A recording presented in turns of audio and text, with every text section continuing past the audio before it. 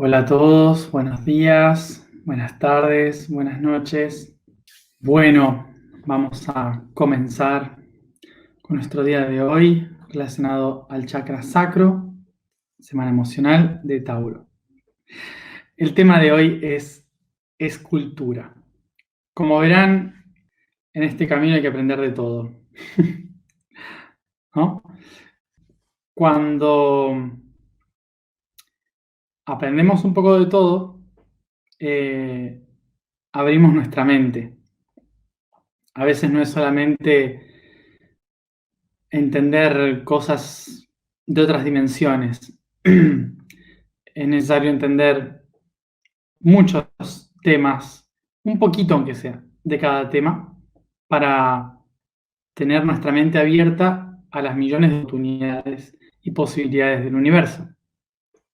Y quería recordar algo en relación a esto, eh, que es que obviamente este está siendo un camino largo porque es un año. Normalmente este tipo de cosas uno las hace en una semana o un fin de semana intensivo. Esto está siendo un año. Y quería compartir nuevamente, y esto lo voy a repetir siempre que pueda, que me acuerde, que nosotros estamos acá para la transformación de la Tierra, porque somos parte de la Tierra y porque la Tierra se está transformando, y como la Tierra se transforma, obviamente nosotros estamos acá para ser parte de esa transformación. Pero nosotros estamos muy acostumbrados a querer ver los cambios ahora, querer ver que los cambios sucedan inmediatamente, ¿no? Porque buscamos estar bien, normal. Pero ¿qué sucede?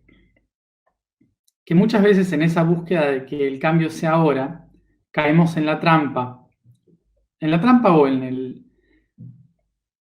el conflicto eterno de animales como somos nosotros, mamíferos, de,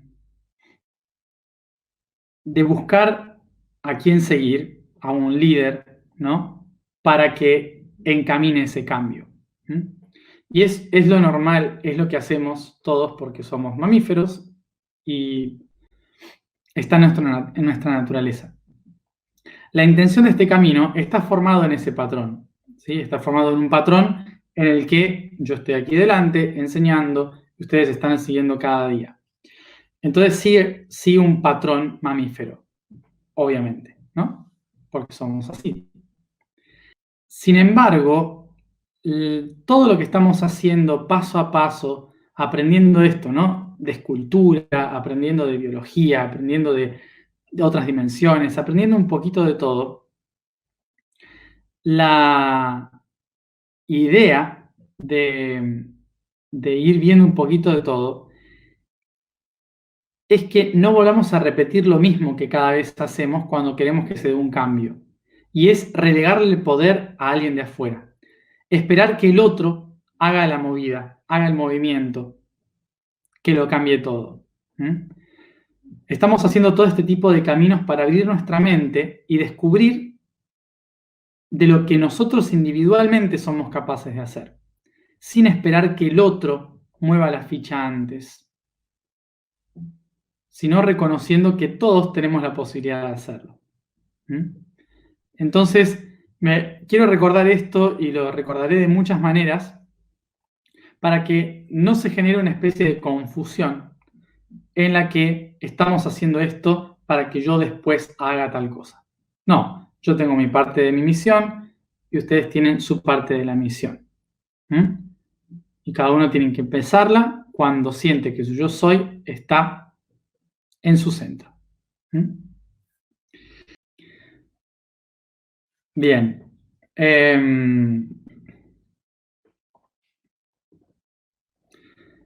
Y digo esto porque se puede generar a veces cierta confusión de que después de haber estado un año hablando sobre diferentes temas, uno pueda pensar como, ¿por qué no estamos trabajando sobre las cosas importantes o empezar a hacer algo para cambiar las cosas? Y la verdad es que No, porque lo que tenemos que hacer primero es conocernos antes de verdaderamente cambiar las cosas. Si no, repetimos lo mismo de siempre. Por eso, antes de empezar con la tarea que tenemos que hacer en el futuro,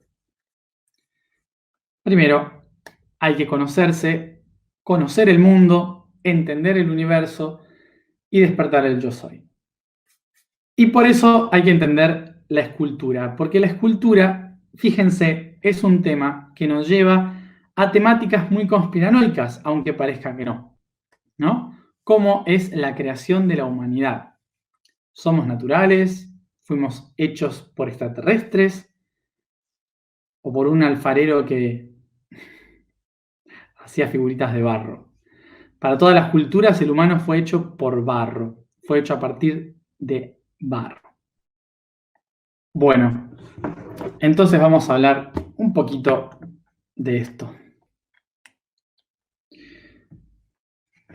Primero recordemos qué significa escultura. Y a partir de ahí hablamos.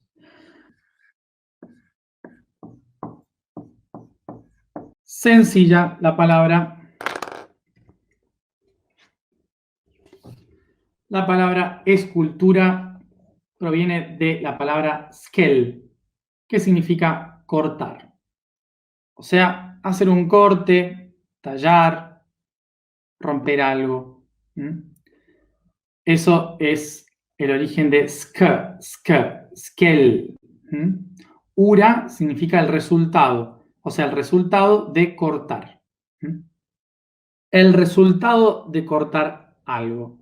Eso es escultura. ¿Y esto por qué? Porque se rasga la arcilla, porque se rasga la pared, se corta el muro, se sacan pedazos y se van rompiendo trozos, se va cortando la piedra o se va cortando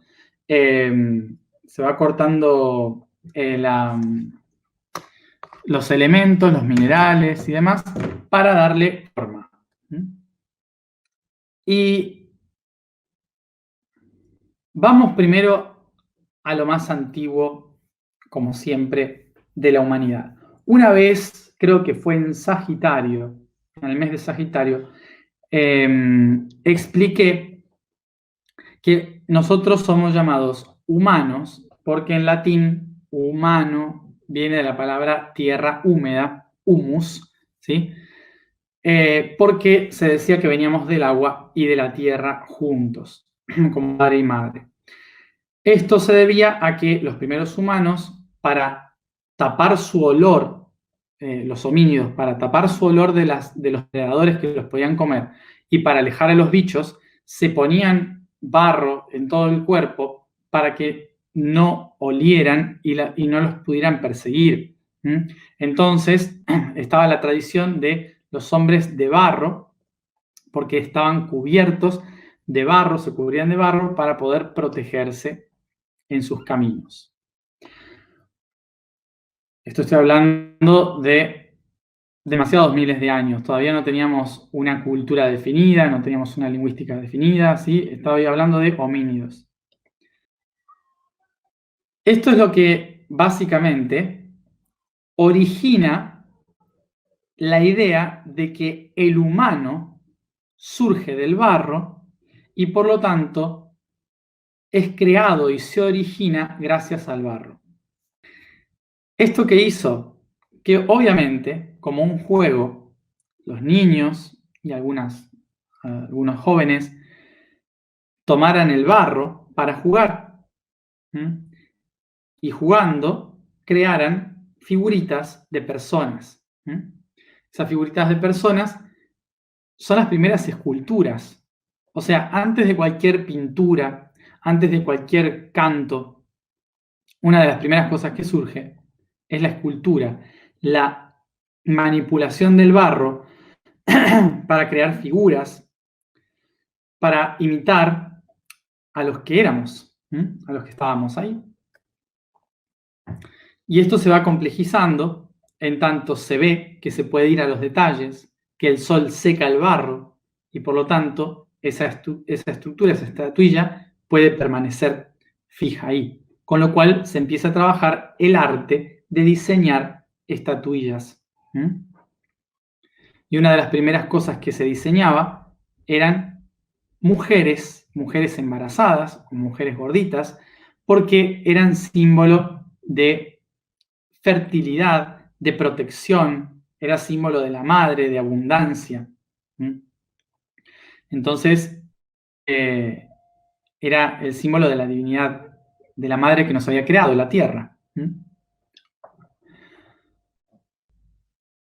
Y el hacer estas figuras, con este juego, ¿no? El hacer estas figuras empieza a generar la idea de que estas estatuas eran como nosotros, de que esas estatuas tenían también su espíritu y le ponían nombre. Entonces, esas estatuas, esos seres creados por nosotros, acababan siendo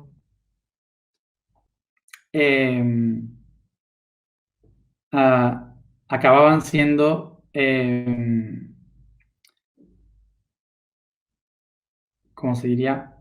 Acababan siendo como divinidades, egregores protectores de la familia. Bueno, por lo tanto, esta idea empezó a ser también no solamente personas, sino animales, diferentes tipos de figuras que representaban a la naturaleza. Entonces empezaron a crear guardianes de la familia, del pueblo, que es lo que llamamos la cultura totémica y la cultura animalista. Los animistas y las culturas totémicas surgen de estos espíritus en las figuras, en el barro, imitando, que cuidaban a un grupo. Estas tradiciones totémicas y animistas empezaron a alimentar la imaginación de las personas, ¿sí? Empezaron a alimentar la imaginación creando seres ficticios que podían manifestarlos a partir de las esculturas, ¿sí? Crear seres extraños, seres que podían imaginar. Por ejemplo, los dragones, o ciertos animales mitológicos que no existían, pero que podían plasmarlos a través de la escultura. De esta manera, esos espíritus que para ellos estaban en su imaginación, en el mundo invisible, pasaba a ser visible y por lo tanto se consideraba que una vez que se hacía la imagen, cuando se le colocaban los ojos a la imagen, el ser que vivía en otro plano tomaba vida y se encarnaba en la figura. Esta idea fue una tradición totémica que pasó a muchas culturas. Pasó a muchas culturas. Por ejemplo, yo acá estoy en Egipto. Egipto es una de esas culturas en las que se realizan esculturas de diferentes tipos en el cual se pretende que el dios, la diosa, la divinidad, se encuentre en los muros y cuando vea su rostro, vea su nombre, se encarne en la materia. Por eso le llaman escritura sagrada, porque tiene vida y alma. Escritura sagrada, en griego se dice hieroglifos. El arte de la escultura pasó entonces del barro a la arcilla, de la arcilla a la piedra, de la piedra al granito, y se fue haciendo cada vez más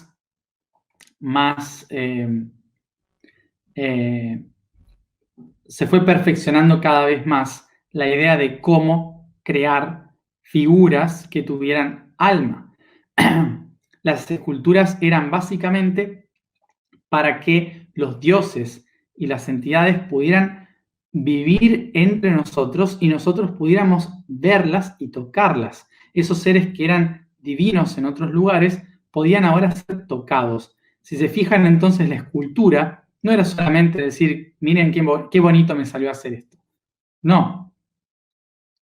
El objetivo era poder materializar a esos seres que estaban en otros planos, poderlos ver, poderse comunicar con ellos a los ojos. Así que vamos a entender aquí que la escultura no solo era un tipo de arte en el principio, sino que era una forma de comunicación divina, de permitirle a lo divino vivir en el mundo que había creado. Y aquí podemos seguir en la historia, ¿no? Hablando de cómo se sigue manifestando y creando esta idea de la escultura. ¿En qué sentido? En que llega un momento en que los humanos también se ponen a pensar, a ver, si los dioses pueden ser eternos y sus espíritus pueden encarnar en las piedras, entonces nuestros espíritus también pueden ser eternos encarnando en las piedras. Y es así como surge la idea de empezar no solamente a hacer esculturas de dioses, sino también esculturas de reyes, de faraones, de políticos, de santos, de personas que consideraban importantes o que se consideraban importantes y que querían llegar a la vida eterna igual que los dioses. Entonces, de esta manera se hacían construir estatuas que trataran de reflejar lo mejor de ellos, jóvenes, fuertes, divinos, bellos, con la intención de decir, así voy a ser por la eternidad. Por ejemplo, Ramsés II, que si vienen en Egipto van a ver estatuas de Ramsés II por todos lados y van a decir qué hermoso que era. Y en realidad se hizo hacer todas esas estatuas teniendo 70 años, siendo un viejo horrible, ¿sí? Pero ¿cuál era la intención? Quería ser inmortal. Y no quería ser inmortal como un viejo. Entonces se hizo hacer las estatuas como un joven de 20, 25 años, fuerte, hermoso. Entonces, ¿a qué nos lleva esto, no? Nos lleva a otro periodo histórico en el que es el greco-romano, ¿sí? En el periodo greco-romano, después de los periodos imperialistas de Medio Oriente, cuando llegamos al periodo greco-romano, empieza el nacimiento de la cultura. Y el nacimiento de la cultura honra la naturaleza, honra el mundo en que vivimos. No tanto el de allá, sino que trata de bajarlo de allá mucho más acá. Y por lo tanto las estatuas empezaron a tratar de reflejar la naturaleza humana, cómo somos realmente. No cómo queremos ser, sino con la belleza natural del humano de ese tiempo. Entonces empiezan a hacer estatuas realistas, para que la gente los recuerde tal cual son, ¿sí? Tal cual eran en ese momento como una foto. Por eso tenemos esas esculturas preciosas y hermosas en las que hay suavidad, en las que hay realismo. Y otro detalle importante, si alguna vez fueran a algún museo a ver estatuas, todas van a ser como blancas, ¿no? Y uno dice, qué bonito, todo blanco. Pero las estatuas no eran blancas. Les puedo asegurar que si pudieran regresar en el tiempo a ver lo que era una estatua griega, van a pensar que eso era como demasiado. O sea, la cantidad de colores que le metían a eso es que era lo más grotesco que se pueden imaginar. Trataban de que sea lo más realista posible, entonces los pintaban como si fueran de verdad. Pintaban la cara, los pómulos, le pintaban los ojos, le pintaban los labios, el pelo, todo decorado, con toda la ropa, todo cientos de colores posibles, porque la idea es que estuvieran vivos, ¿sí? Obviamente, después de 1500, 2000, casi 3000 años, la pintura desaparece y queda solamente el mármol blanco, ¿sí? Pero las estatuas antiguas eran color, color, color, color, todo colorido. En el Renacimiento recién se empiezan a hacer las estatuas sin color porque se creía que eran estatuas blancas. Entonces se imitaban las estatuas y se las dejaba blancas de mármol puro, ¿sí? Pero eso en el Renacimiento. En la época antigua era color a full, a lo que daba. Así, como esto, hacían las estatuas. Entonces, como vemos, a lo largo de la historia de la escultura, siempre la escultura ha tenido como objetivo canalizar el espíritu de aquella persona, de aquel ser que está esculpiendo. Encontrar la forma de canalizar el espíritu en la materia, eso que está disuelto en la invisible, manifestarlo aquí. Entonces, la escultura está relacionada a nosotros de una forma metafísica, en que también nosotros somos considerados una escultura en la cual el espíritu descendió. Entonces, mantener esta escultura, el cuerpo físico, también requería, igual que en la escultura, cuidarlo, cincelarlo, ¿sí? Pintarlo, mantenerlo como una estatua donde el espíritu estaba vivo también. Y es acá, en este concepto,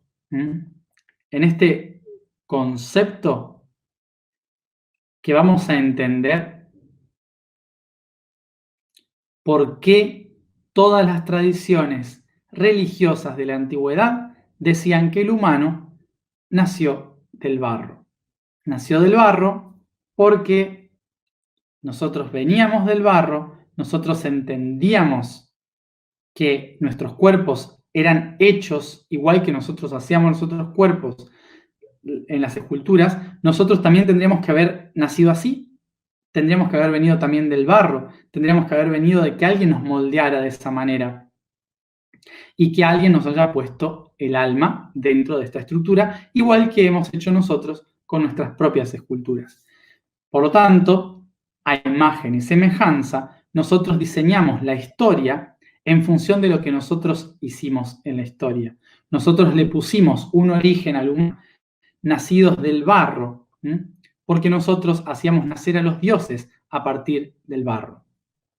¿Se entiende que no es de atrás para adelante, sino que de adelante para atrás? ¿Cómo se diseña la cosa? Bueno, entendemos esto entonces. Las historias más antiguas de la creación que tenemos registro son las historias de Babilonia. Babilonia era un territorio que se extendía por la región pérsica. La región pérsica sería Oriente Medio.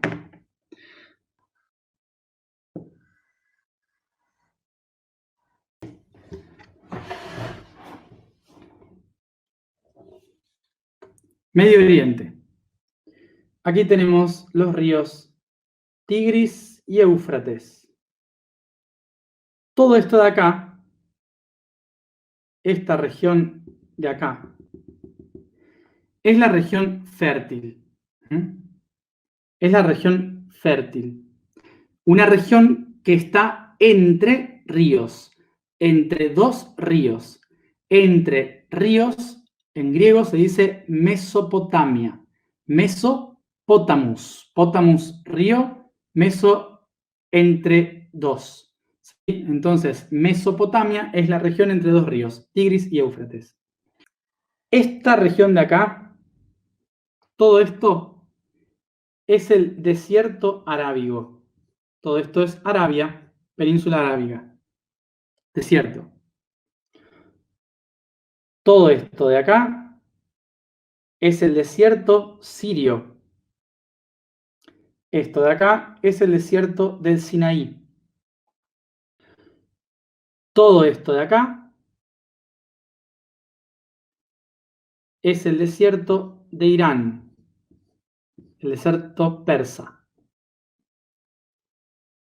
Todo esto de acá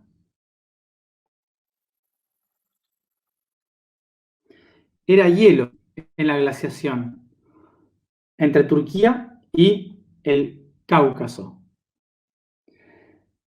Esta región de acá pertenecía a otros pueblos, que eran nómadas y guerreros. Entonces, fíjense que tenemos este valle de acá, que es un territorio que se llama el Jardín, rodeado de cosas imposibles. A este lugar de acá se le llamaba la Tierra de la Luz, Ur-Uk, la Tierra de la Luz. Todavía hoy se llama así, Ir-Ak, con otra pronunciación. Y esto es lo que podríamos llamar el Jardín del Edén. En esta zona de acá se dio entonces el pueblo que llamamos Babilón. En esta región se decía que el cielo y la tierra se unieron para crear a sus hijos. Sus hijos eran las divinidades de la naturaleza. Y esas divinidades de la naturaleza crearon al humano. El dios del cielo se llama Anu. Y la diosa de la tierra se llama Ki.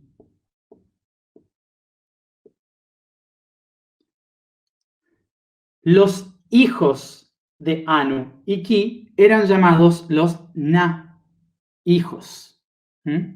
Entonces, los hijos de Anu y Ki eran los Anunnaki.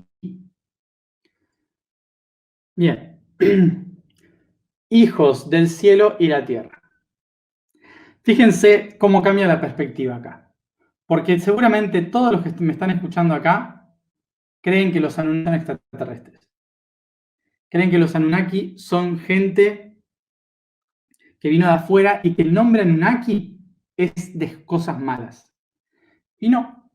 Como ven acá, Anu significa cielo, Ki significa tierra, Na, hijos. Hijos del cielo y la tierra. ¿Qué somos nosotros? Hijos del cielo y la tierra, ¿no? O sea que, si somos hijos del cielo y la tierra, somos Anunnaki, básicamente. Es simplemente una cuestión de idioma. Los primeros hijos y los más importantes eran el Señor del viento y el Señor de la tierra.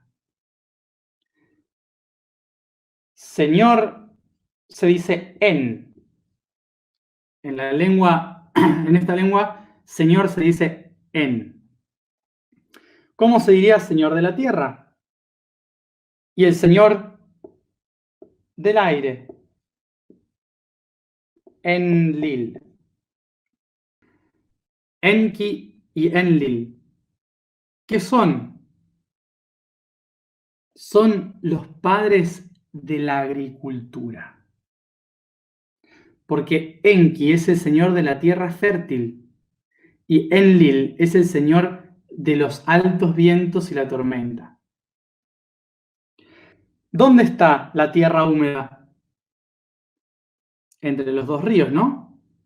O sea que todo este territorio es territorio de Enki. ¿Y Enlil dónde está? El viento de las tormentas que viene de las montañas del norte, de Anatolia, el frío fresco. El hermano Enlil que se une con el hermano Enki. Estamos hablando de geografía. de agricultura, un buen lugar para sembrar, el perfecto lugar para generar una civilización. Y como Enki es el dios de la tierra húmeda, entonces es el creador de los humanos. Esta historia, con otros nombres, está en todas las culturas. En Australia, en América, Sudamérica, Norteamérica, Centroamérica, África, Europa, en todos lados, en Asia. O sea, son conceptos de la naturaleza. Bien, ¿cómo se dice tierra roja en las lenguas antiguas? Adama. ¿Cómo se dice vida en este idioma? Aiwa. Adama, Aiwa. De la tierra roja surge la vida. Es decir, que en ningún momento se está hablando de personas, se está hablando de una historia. Pero para que una historia tenga sentido en la cultura humana, hay que personificarlo. Hay que hacer un cuerpo que represente la tierra, un cuerpo que represente la vida, un cuerpo que represente el cielo. Una escultura que nos recuerde quiénes son.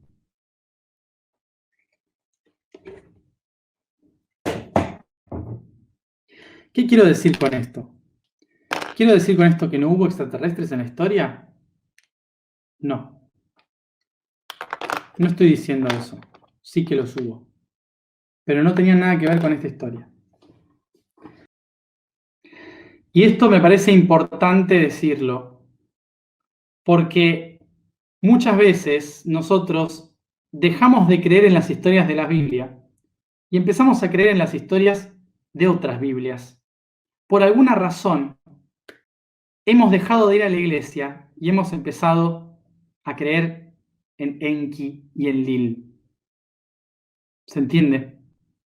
Entonces, es importante entender que de la misma forma en que entendemos que el cristianismo está basado en tradiciones paganas de solsticios y equinoccios y cosas así, de la misma forma que podemos entender eso, también hay que entender que las culturas mesopotámicas y antiguas también se basaban en historias terrenales, en historias del clima, en historias del río, no en extraterrestres. Las respuestas no siempre son tan lejanas a nosotros. Seres que han venido de otros mundos no tuvieron tanto contacto directo con los humanos. No hicieron lo que los antiguos describen que hicieron. Lo que sucedió es que a algunos de los que vinieron de otros lugares se les adjudicó todo lo que se creía de los dioses. Se toma la misma información de tradiciones culturales, se toma la misma información y se unen como si fuera una sola cosa. Nosotros los humanos somos de la Tierra, evolucionamos en la Tierra, somos homínidos, somos animales de este planeta, que hemos sufrido en algunos casos modificaciones de otros seres, sí, pero no significa que no somos de acá. No significa que todas las historias de nuestro pasado estén relacionadas a los extraterrestres. No todo es verdad y no todo es mentira, ¿sí? Simplemente tenemos que aprender a discernir, porque a veces nos quedamos con una historia y no vemos lo que significa esa historia. Como les acabo de explicar acá recién, Anunnaki, le decimos así como si los extraterrestres se llamaran así. Y no, son palabras para definir cosas que nosotros hoy decimos cielo y tierra. Y nos olvidamos de ver la geografía, el contexto en el cual se genera esto para entender. ¿Sí? Entonces, es importante entender de que, claro que hay algunos que han venido de otros planos a crear, a modificar, a poner su información en nosotros, pero no significa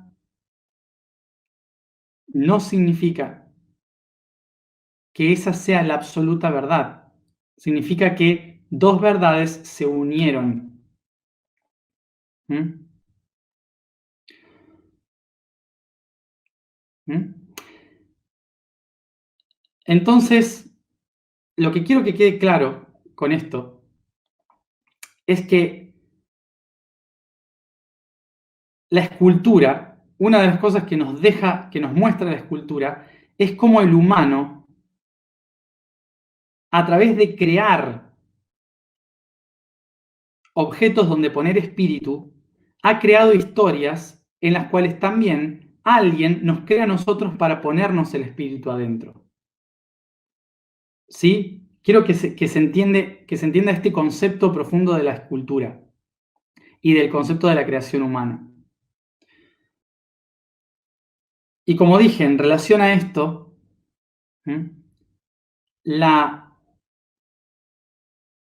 la creación del humano, como lo conocemos hoy, viene de la Tierra y de las estrellas.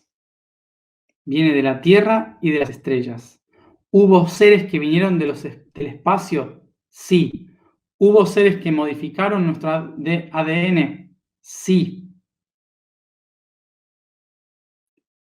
Pero no son los seres de la mitología. No son los seres que describe la mitología como tal. La mitología incorporó a esos seres dentro de la historia. ¿Sí? Ok. Y algo importante que por ahí leo muchas veces. El humano no viene del mono. ¿Sí? No viene del mono. El humano viene del homínido. Mono, homínido. ¿Sí? Mono, homínido. El hombre, el humano, no viene del mono. Viene del homínido. Es otra especie. Nunca Darwin dijo que veníamos del mono. ¿Sí? No lo dijo eso. Básicamente. Darwin describió cómo venimos del homínido. ¿Sí? Esta es otra de las cosas que también tenemos que tratar de entender, de que culturalmente se nos han impuesto datos que no son así. ¿Sí? O sea, que Darwin no haya tenido toda la información no significa que se haya equivocado, significa que dio un paso a entender el proceso evolutivo de las especies, ¿sí? Porque acá, con todas estas conspiraciones, y acá me extiendo hoy, pero con todas las conspiraciones que se ven, que se leen, se suele decir, se equivocó, esto está mal. No, no, no, no, no, no. Darwin fue un científico que ayudó a entender el proceso de la evolución de las especies y cómo el humano viene del homínido, no del mono. ¿Sí? A alguien se le ocurrió decir que Darwin dijo que era el mono, y entonces, toma. Bueno, lo mismo con todas las historias de la creación, ¿sí? Lo mismo con todas estas historias de la creación. Así que el concepto de hoy. Y otro tema también, porque veo mucho también esta frase. Nadie nos engañó, ¿sí? Eso también es importante entenderlo, porque veo mucho esto. Estas historias no es que alguien decidió engañarnos o mentirnos, ¿sí? Para ocultarnos la verdad. No, la gente escribió las historias en función de lo que creían era la verdad. La gente escribió las cosas y contó las cosas en función de lo que vio, sintió o le dijeron. ¿Sí? Y esto hace que muchas personas crezcan toda su vida creyendo que esa es su verdad. ¿Mm? ¿Sí? Entonces es importante entender esto, porque muchas de las cosas que yo puedo decir ahora mismo pueden estar erradas. Y si ustedes se las creen al pie de la letra, no hay evolución. Por eso después de acá hay que ir y buscar. Y si buscan y encuentran una información nueva y diferente, ¿significa eso que yo lo hice mal? ¿O significa que les di un paso más para buscar algo más? ¿Sí? Entonces tengamos en cuenta de que nosotros acá nos estamos moldeando, estamos construyéndonos a nosotros mismos todo el tiempo. ¿Mm? Recordemos que, importante entonces recordar esto, nadie nos mintió o nos engañó, simplemente nosotros dejamos de buscar. Eso es lo que pasó, nosotros dejamos de buscar. ¿Mm? Bien, por esto, a lo largo de nuestra vida, ¿qué tenemos que hacer? Ir esculpiéndonos a nosotros, siempre con algo nuevo, siempre agregando algo nuevo, sacando algo viejo, moldeando nuestro cuerpo, nuestras almas y nuestros espíritus. ¿Mm? Descubrir, como dijo Miguel Ángel, el ángel que estaba escondido en la piedra, la esencia que está dentro de toda esta estructura. La información del día de hoy es la vibración RI. La afirmación es yo soy guardián de la red. Y como tenía que ser, el código del día de hoy es alien. Todo lo que se encuentra fuera o desconocido para nuestro mundo se considera alieno. Es decir, que no pertenece a los reinos terráqueos y por lo tanto conforman el reino alienígena. Aquí se puede considerar a todos aquellos seres superadores al humano que hayan conseguido vivir en el desarrollo de la cuarta dimensión, que le permite abandonar las células biológicas de sus mundos para atravesar el tiempo en dichas evoluciones biológicas y planetarias.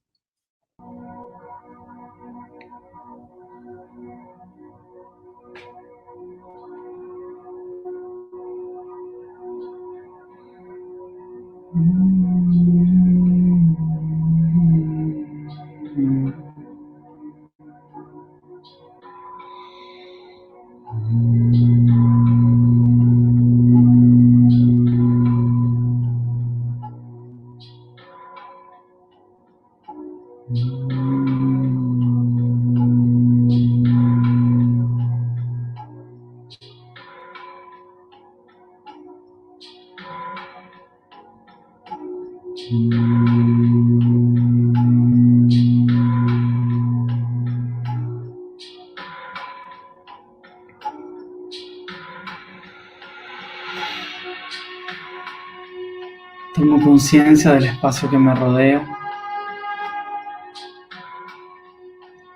del cuerpo que habito,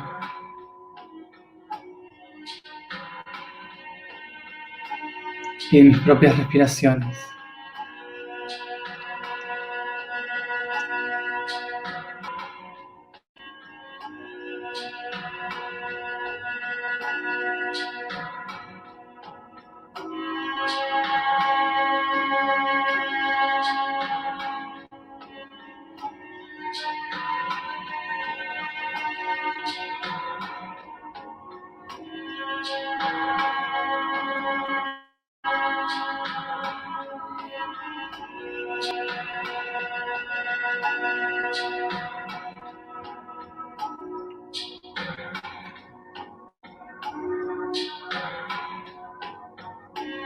Uso mi imaginación para hacer desaparecer todos los objetos que hay en este espacio, prestando atención cómo se desvanece cada uno, incluso el techo, las paredes y el suelo, hasta que solo quede vacío y yo en el centro.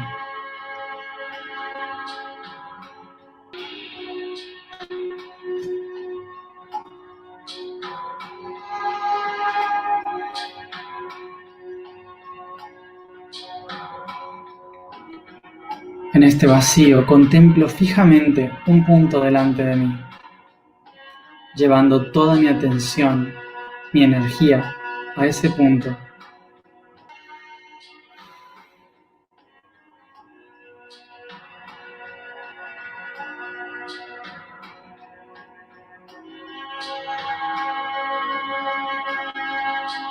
Focalizo todo mi ser en este punto.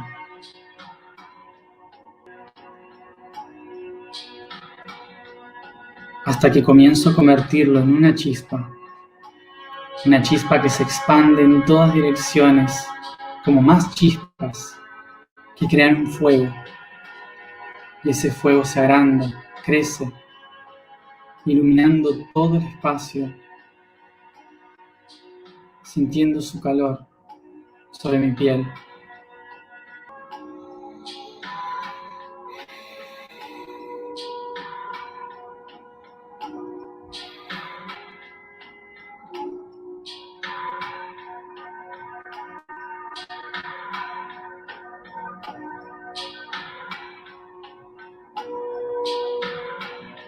Reconozco que este fuego es la esencia de mi alma y con él, con ella, puedo crear mi hogar, el hogar de mis sueños.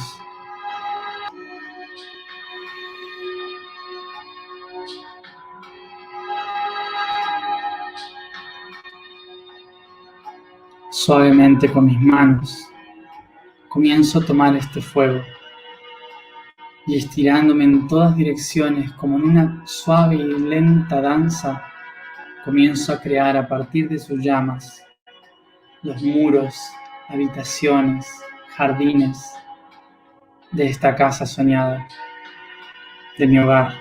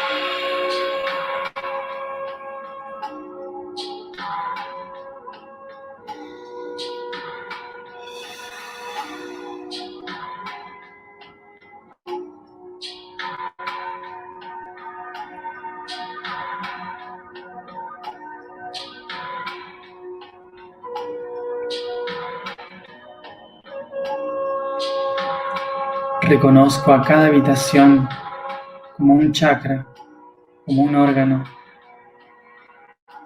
a los muros como los huesos, la cocina, el corazón y los jardines, mis proyectos.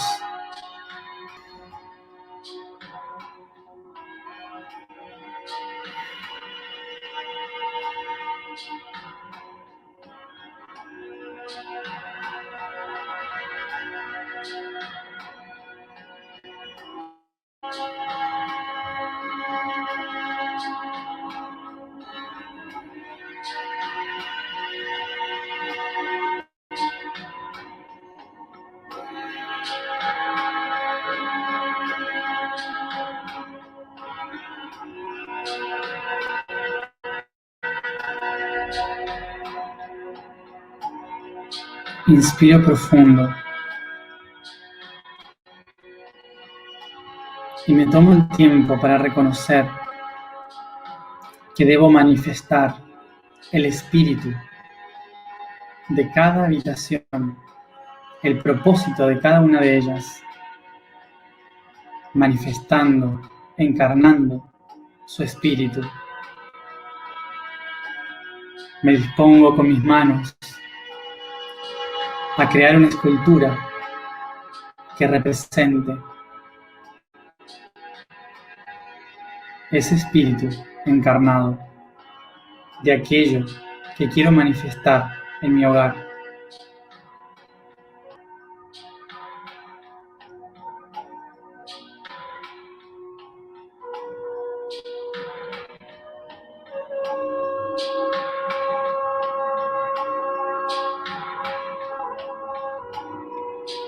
Siento la arcilla, el barro entre mis manos, moldeando esta figura hasta ser perfecto, incorporando todo aquello que quiero canalizar en este hogar.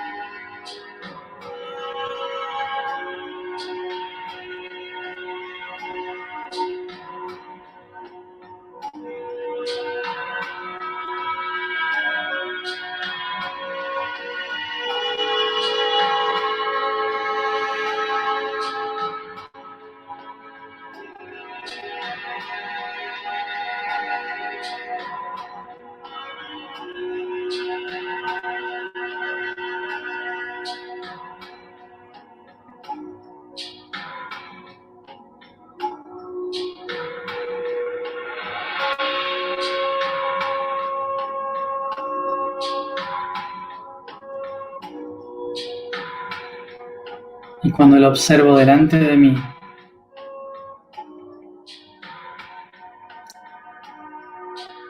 reconozco que encarna las redes de lo que yo soy. Es los tejidos de todo mi ser manifestado.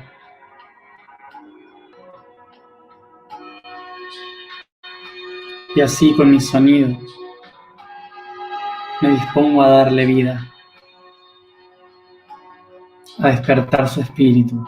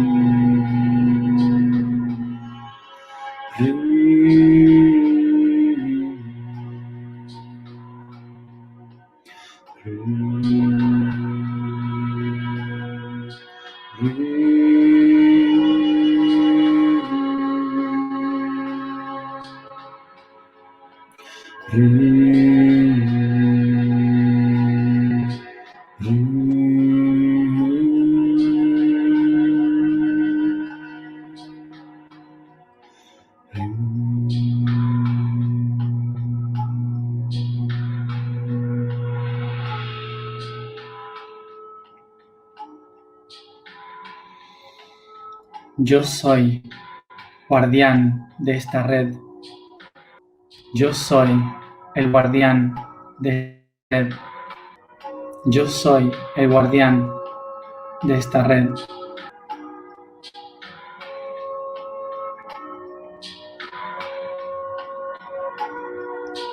Yo tengo este espíritu en mí. Yo tengo. Yo tengo.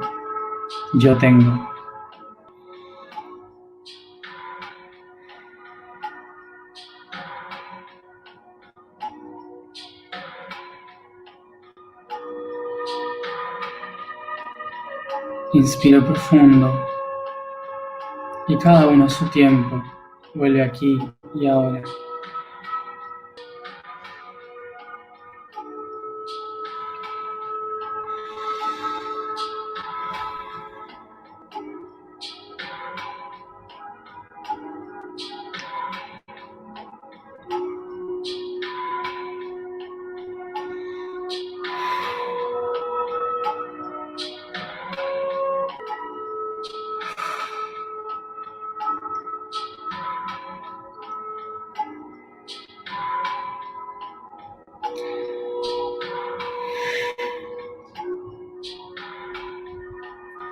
Aquellos que siguen la tarea del mes toman la energía de su ser, la depositan en el agua y riegan las semillas que hemos sembrado.